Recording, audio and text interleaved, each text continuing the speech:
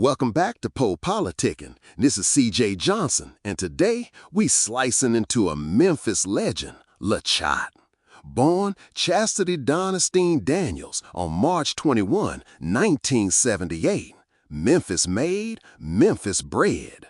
If you grew up on Hypnotize Minds tapes, her voice hits like a cold breeze, raspy, militant, unapologetic. She's one of the earliest female thug rappers out of the South, and today we trace how she moved from cassette-era streets to being a cult icon. I'm Dr. Kim Caldwell. Yeah, shout out. And that intro perfect. LaChat didn't come with a glossy label strategy. She came from tape culture, from the same underground that birthed Tommy Wright III and 10 Wanted Men. That kind of origin shapes how you rap, who you're talking to, and what you refuse to change. It's authenticity, not marketing. Right. And get this, there's a story that in 7th grade, she wrote a rap called Peace in the Middle East, and the principal liked it so much, he played it over the loudspeaker. I mean, what a jump! From school announcements to spitting venom on national singles. That moment tells you two things. She had a pen early, and she had an edge that translated. Yeah, and she said MC Light pushed her to write. That's the lineage, an early black female MC inspiring the next generation. So when Juicy J and DJ Paul put her into the Hypnotize orbit, they weren't manufacturing a character. They were amplifying an already formed voice that fit the darkness of Memphis horrorcore. Exactly. She's often listed in the 3-6 extended family, Hypnotize Camp Posse, and even credited with early appearances. Some sources say as far back as Mystic Styles in 1995. But don't let that minimize her street credibilities. She was also in the Tommy Wright III circles and 10 Wanted Men. This wasn't a label-created novelty. It was the underground tapping into a real one. Let's talk about the break that made her a national name. Project Pat's Chicken Head. December 19, 2000. Produced by DJ Paul and Juicy J. That single blew up beyond Memphis and pushed Mr. Don't Play toward gold. And LaChat? She flips the script. She's not an object on that record. She's the one calling the shots, dissing chicken heads. It's rare, a woman delivering the harshest lines on a male-led track. Chicken Head classic. Her verse is aggressive and unapologetic, Memphis in full effect.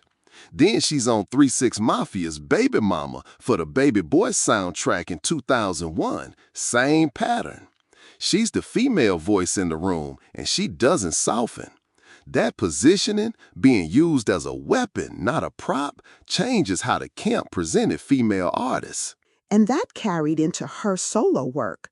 Murder She Spoke dropped October 23, 2001, produced by DJ Paul and Juicy J. It hit number 78 on the Billboard 200, number 16 on top R&B/hip-hop albums, and number 3 on independent albums. Those aren't token numbers, that's respect. She wasn't just a feature, she could move records. Murder She Spoke. Title says it all. The album sits squarely in Southern hip-hop and gangster rap, hustling, violence, loyalty, revenge, no pop concessions, no chasing radio gloss. But then, the business stuff. LaChat later says she wasn't paid properly for that record. That track, artists selling units but not seeing fair pay, is a Memphis and Southern rap problem we keep hearing. It's structural. Indie labels, tape-era accounting, opaque deals. Artists get cultural capital, not always financial reward. After she left Hypnotize Minds, LaChat went on a multi-label independent grind. Ultimate Revenge and Dramatize in 2004, Bad Influence in 2006, Da Hood Homegirl in 2008. She even printed her phone number in liner notes on Dramatize, an old-school direct-to-fan move before social media ran the playbook. Print the number. Talk about real grassroots marketing.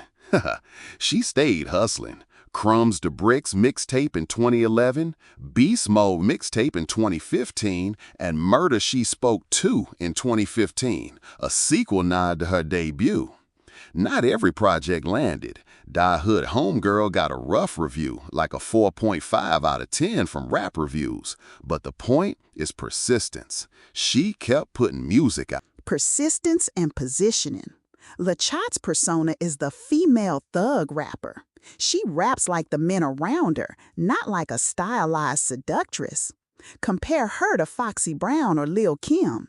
Those East Coast figures leaned heavily on glamour and sexual bravado. LaChat? Anti-glam. She asserts power through grit, threats, and street detail. That's a different form of feminine agency in rap. True, she's not chasing designer cloud or pop crossover like Eve might have. Instead, she's keeping that hood authenticity. And then there's the Witch EP with Gangsta Boo in 2014. Man, that's a key cultural moment.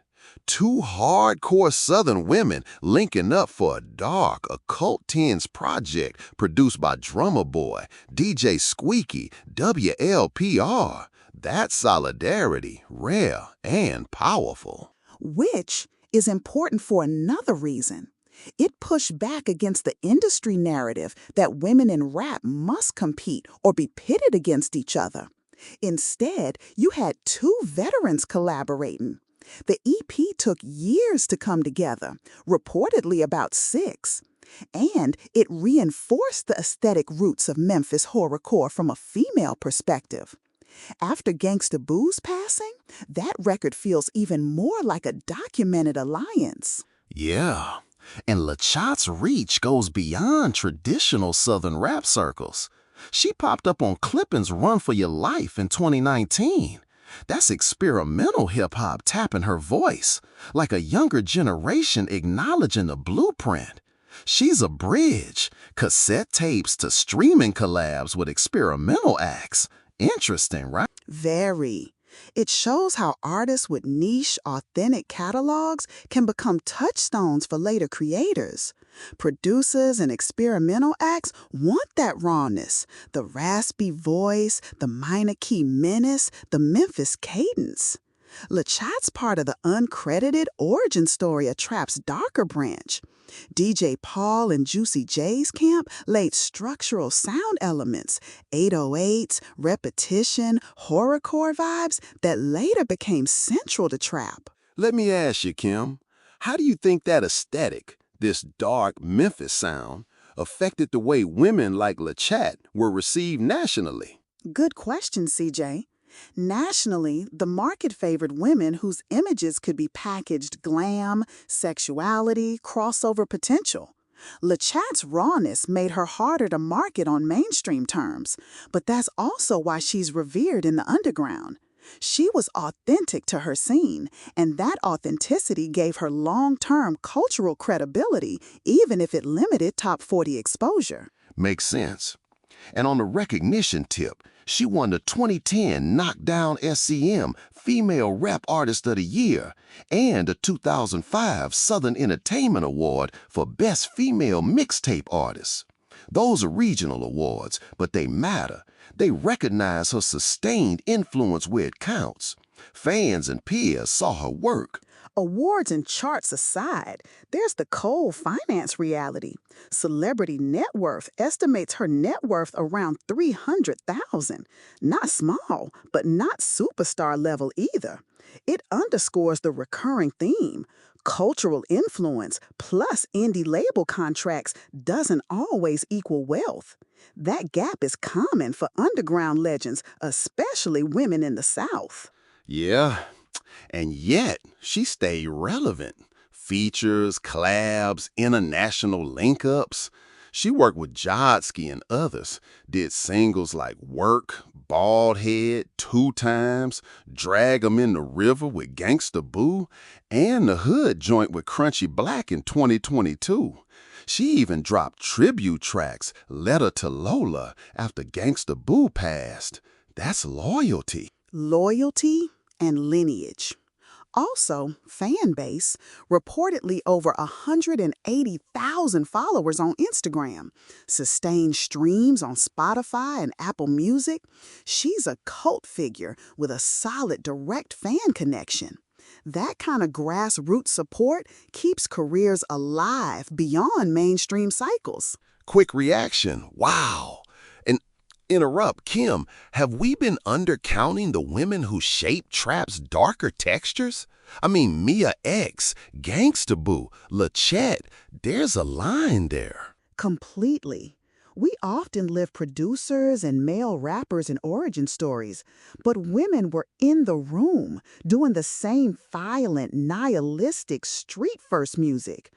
LaChat's presence complicates the narrative that hardcore Southern rap was only male territory. She's proof the template included women who rapped as shooters, hustlers, and bosses. All right, let's hit some myths. First myth, she's just a 3-6 side character. False. She has a full solo discography, charted albums, regional awards, and decades of work beyond Hypnotize Minds. Second myth, female Memphis rap was just Gangsta Boo. False. La Chat was a parallel pillar, and there were precursors and contemporaries. Anything else to bust, Kim? One more. The idea that harsh, violent female rap is new, that's not true. LaChat and others were doing it in the 90s and 2000s. So younger listeners who think they're hearing something new are actually hearing evolutions of a long Black Southern tradition. Facts. Okay, wrapping up. What are the main takeaways?